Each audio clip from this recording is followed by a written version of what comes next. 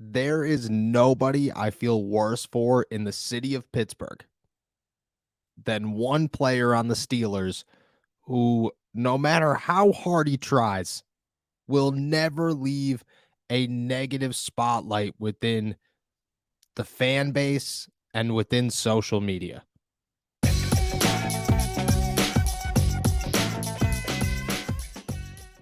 What's going on, everybody? I'm Noah Strackbine. Thank you for jumping on to Steelers to Go, your daily to-go cup of Pittsburgh Steelers news and analysis. Find us on youtube.com/all Steelers talk or anywhere you get your podcasts. And today I'm jumping on with a very important message. And I can't stress that enough. This is very important because we are only a couple of days into the offseason, and already we have drama that isn't real, and drama that is fabricated from big Twitter accounts who tend to do this often and have stirred the pot enough where, well, it needs to be addressed. I've already addressed this twice, and I'm going to address it a third time, and then I'm going to call it quits. This is going to be the end of it. I did a podcast on it yesterday. I actually talked about it on All Steelers Talk as well with Steven, and then I wrote an article on it. And I'm going to come back on one more time because it continued to get pushed overnight, and then I'm going to drop it. What we're talking about is the manipulation of Deontay Johnson's social media accounts by bigger Twitter accounts that I won't mention. I won't mention that Twitter account because I truthfully don't believe that they deserve the credit right now, who have stirred the pot enough where it's hit a point where almost the entire fan base believes what they have said. And I will never use the words fake news. I don't believe that anybody should use the words fake news, but I will say that this is all manufactured. It is all fabricated, and almost none of it is true. It is just them putting their narrative out there. And when they realize that their narrative was wrong, they continued to push their narrative, which is stubbornness. And the last thing that a journalist should do, a so-called quote unquote Twitter journalist. And it has become such an issue that I feel absolutely awful for the player involved, and that is Deontay Johnson. I couldn't imagine being Deontay Johnson right now. And you could have your negative thoughts on Deontay Johnson. That's totally fine. You could think that he drops the ball in big moments. You could have an issue with his inability to score a touchdown this season. You could have whatever issues you want about Deontay Johnson. The one issue you could not have about Deontay Johnson is, quote unquote, that he is a head case that has been mentioned in my comments many of times. He is a quote unquote head case because he's not. He's spent all season and truthfully, he spent the last 2 seasons doing nothing but talking about how he is willing to accept his faults, work as hard as humanly possible, be here for his teammates, and try to be a leader for the Pittsburgh Steelers. Being a leader doesn't mean that you have to be perfect on the field. It just means that you have to be there for your teammates. And Deontay Johnson, by all accounts, he is almost the perfect teammate.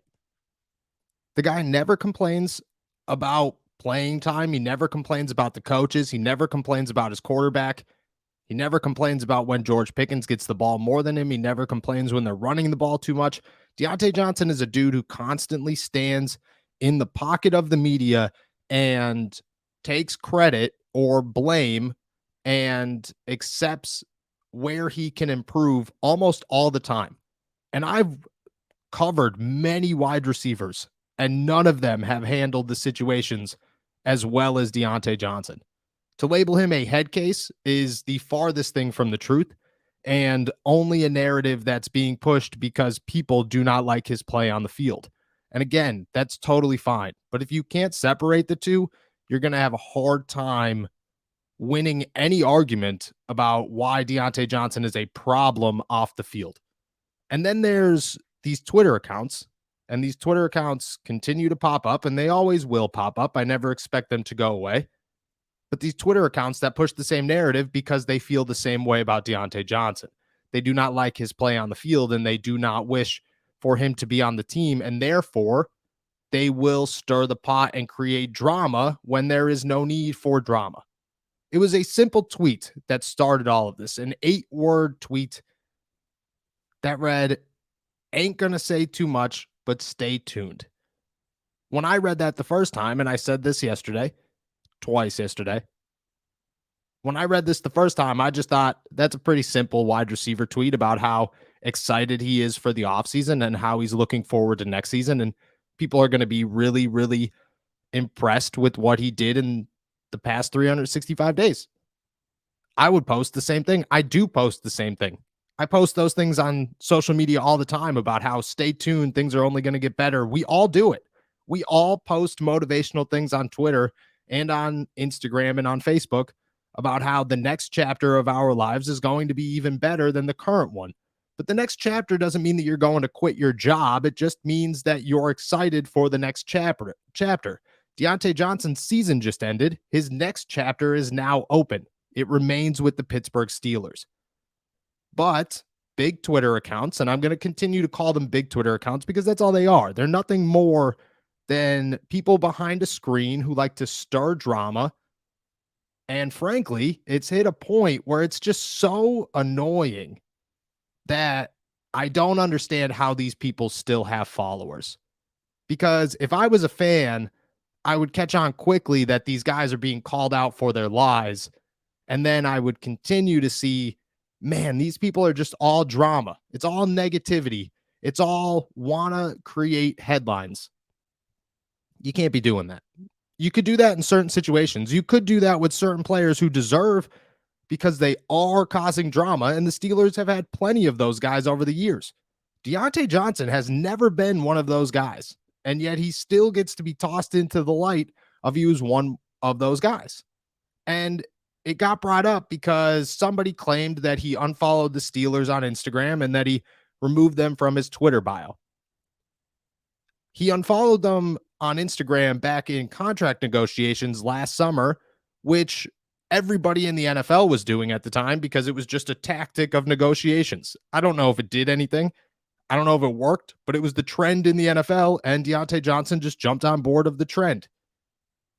Removing them from his Twitter bio, I don't know if they were ever there, but I can tell you that the last couple of things that he's tweeted have all been complete support for his head coach and his teammates.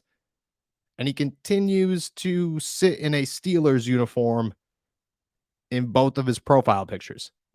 All of his pictures in a Steelers uniform are still up on both social media accounts. And by no means does it feel like he's on his way out of the Steelers or wants to be gone from the Pittsburgh Steelers. It just doesn't make any sense. Like I said, this is the last time I will address this, and it's not even a Deontay Johnson thing. I do feel bad for Deontay Johnson because I think he deserves more credit than he gets. And I think that he's a wide receiver who, in the city of Pittsburgh, there are a couple of positions that just don't get the love that they deserve and get treated a little bit harsher than most positions. Wide receiver's always been one of them. Half the fan base liked Juju Smith-Schuster when he was here. The other half completely hated him until he left, and then they realized how good he was. Deontay Johnson would be somewhat the same if the Steelers ended up next season with George Pickens and nobody at the X and then had nobody who's open all of the time. They'd realize very quickly how good Deontay Johnson actually is.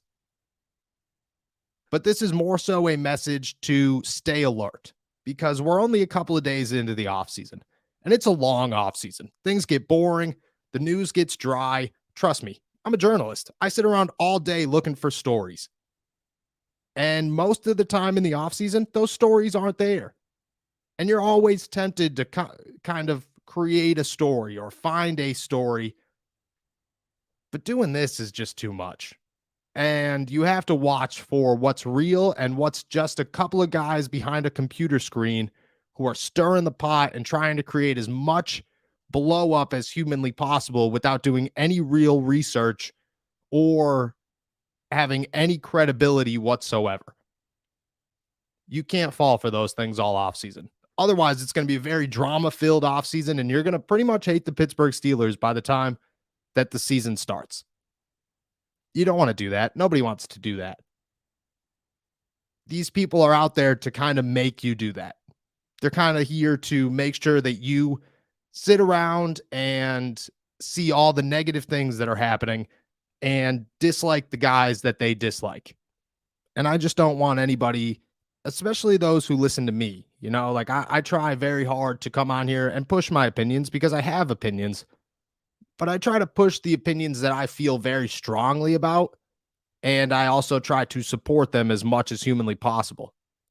What I don't do is come on here and talk about something that is quote unquote happening when it's not, or quote unquote an issue when it's clearly not. It's one thing to state an opinion. It's one thing to feel some type of way about someone or some player. It's not okay to create false information, push that false information to the masses, and then continue to push it because you were proven wrong. And that's going to happen all the time this offseason. So stay calm, stay cautious. Don't overreact to things. Please don't overreact to things. And if you have questions, hit me up on Twitter. If you don't believe something, hit me up on Twitter. I'd be glad to answer in a very informative way and let you know if something is real or if something's not real. But don't fall for big Twitter. Don't fall for big social media. And don't fall for word of mouth. It's going to be a long off season. There's no need to stress ourselves out even more as we wait for the 2023 season.